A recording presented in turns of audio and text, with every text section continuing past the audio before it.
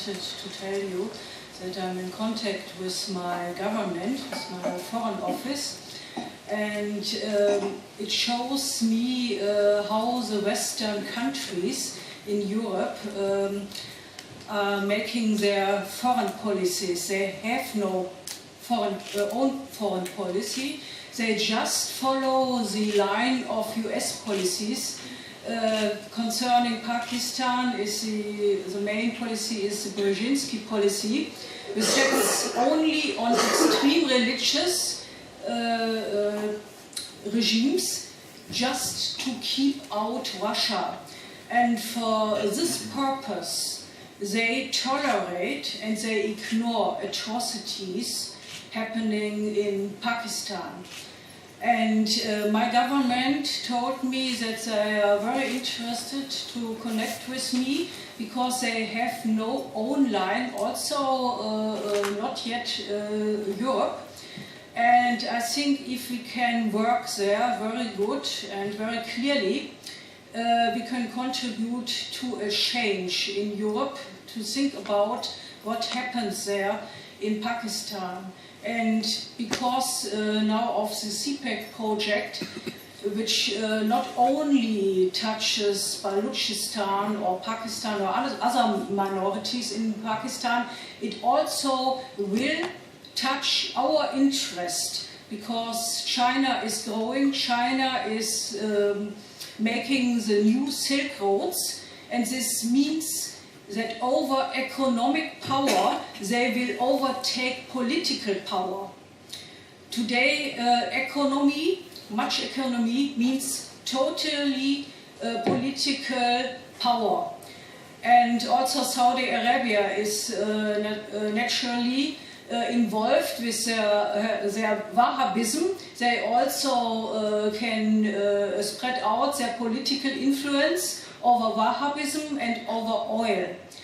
And I am holding a speech today about South Asia geostrategy, geoeconomy versus present geostrategy. I want to state that I do not set so much on UN, because UN is ruled by interest, by different interests of US, of China. There is a big confrontation and there's a big blocking. So I think to change the situation in political terms on Western leaders, it's for me my first aim to influence the US government, where now the very important committee of anti-terror is forcing President Obama to prove within 19 days that Pakistan is no terror state, and he will be not able to prove it. So after Pakistan is officially stated a terror state, US will have all options to act. The CPEC being planned by China and Pakistan would be the first of the measures of new Silk Roads in this one belt, one road, in terms of infrastructure and trade dealings for Asia through Afghanistan to Europe. It is China's attempt to win political control in every country. Via geo-economical strategies, this new Silk Road will cross. Trade routes today are the means of forming new alliances, shifting political agendas and strengthening old conflicts. Baluchistan, for example, is under siege as the most western of 3 routes on the CPEC, planned to be completed within 15 years. The deep sea port at Gwadar is vital for China's access to the Arabian Gulf, being 400 kilometers closer to the Straits of Hormuz, decisively cutting the distance by which their much-needed oil is transported. It would also affect the US-India domination of the Gulf, connecting Asia with the oil fields of the Middle East, and touch upon the Western oil routes, including the strategic policies against Iran. Gwadar would be the interface between land and sea for 2 Silk Roads, and is the reason why Pakistan and CIPIC is so extremely important for China. The Chinese would be acting as partners in telecommunications, energy requirements and transport systems in more than 60 countries. The geo-economy of China would change the geo-trajectory from Asia to Europe, and the new big bank, Asian Infrastructure Investment Bank, which was established for this purpose, to finance all the planned projects. Many European countries were founding members, including the UK and also my Germany. The bank aims to reduce dependence on the International Monetary Fund, causing objections concerning the bank and China's plans to be raised in both the USA and Japan. China sides with the Pakistan regime to secure influence over the resources along the Silk Roads. This means for Balochistan under central Pakistan rule, which allows provinces no chance to decide individually for or against this contract. China would be able to exploit the province with no regards for the interests of the Balouch. China and Pakistan have the same interests in establishing the CPEC, and China is waiting only for Pakistan to secure the build-up of the regime's power by installing more of a military presence in Balochistan, a province where the people seek freedom and independence, which will inevitably cause a rise in the number of atrocities there. China at present seems unconcerned with the terrorism destabilizing Afghanistan, according to the reference to China's desire to rid the area of US influence. After construction of CPEC, there might be an interest to clean the country of terrorism. The support of terrorists by the Pak Army and ISIS helps to suppress the Balouch struggle for freedom and self-determination, and is also in the interest of China. This suppression leads to a demographic change of its population, with many Punjabis settling in Balochistan. Unemployment amongst the ethnic Balouch is high, and leading elites compromising lawyers, doctors and students are abducted, tortured and killed in a kill and dump policy, according to Amnesty International.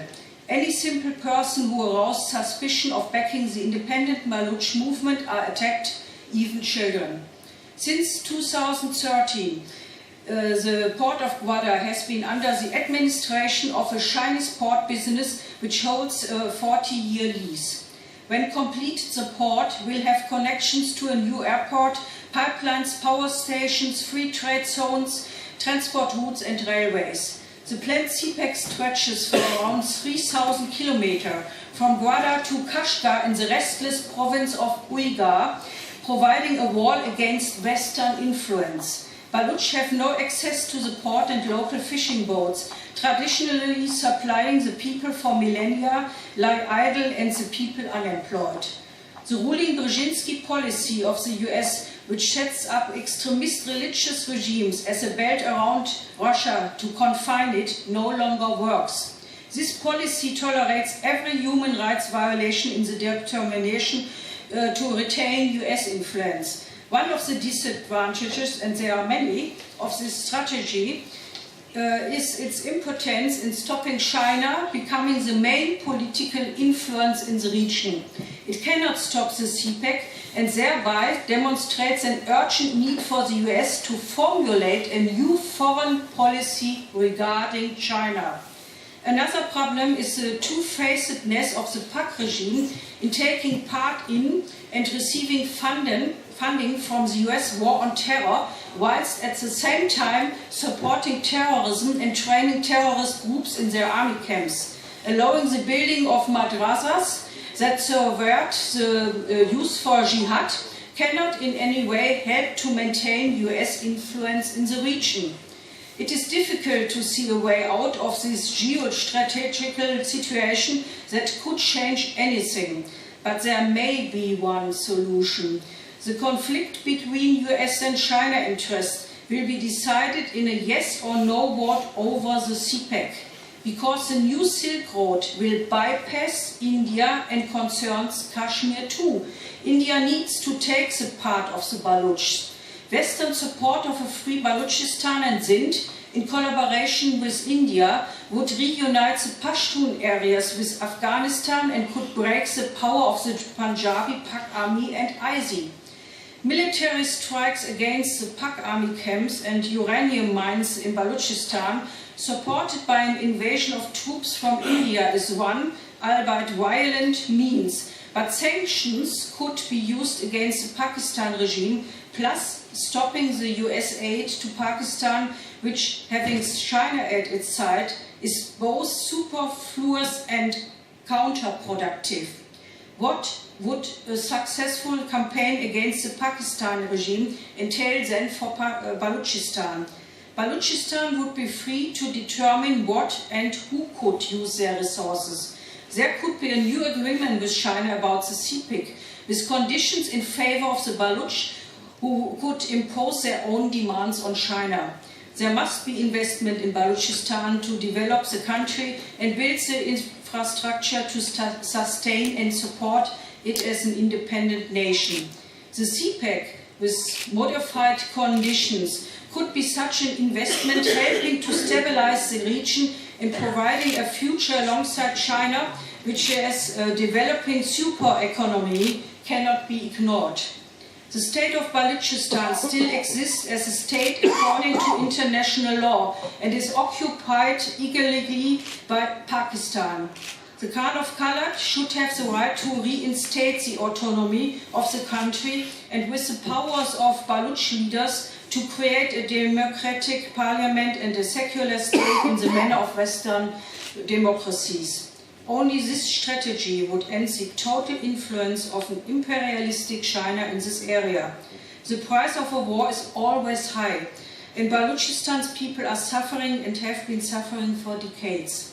The economic corridor, once secured by Pakistan, will strategically circle India. The route for trade in Afghanistan and other Asian countries will be cut off for India. Peking and Beijing and Islamabad will gain total strategically control over India. This challenges PM Modi. He has already suggested a Silk Road through his country, as it would mean better conditions for building a landway than through Pakistan with its mountains and deserts. However, the purpose of the proactive economy initiative by China is to embed economic growth into hard strategic goals. Thank you.